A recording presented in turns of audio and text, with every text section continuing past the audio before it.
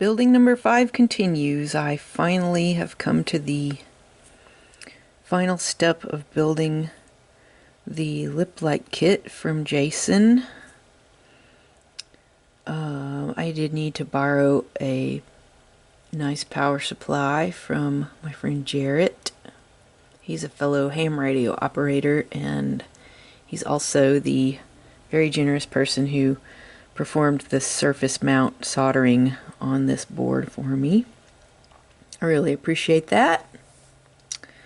But I did complete setting up the voltage converter.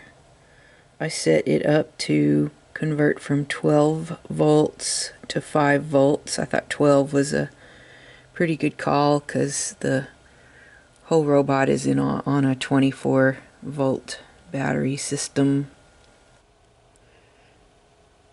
So something I think is really important is that this little regulator screw to change the output voltage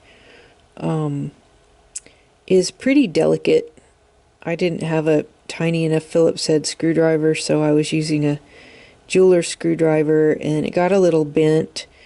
That metal that it's made of is not very thick, so be careful with that. The other thing is it's pretty touchy. It doesn't take a very big adjustment to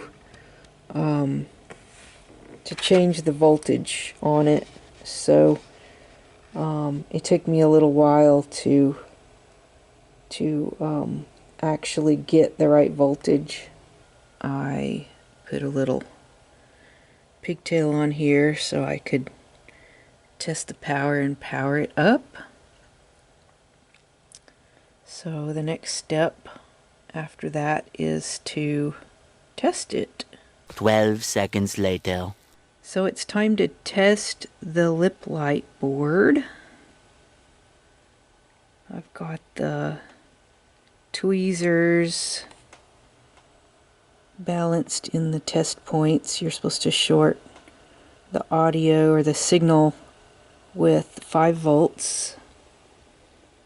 And I'm going to test this thing and see.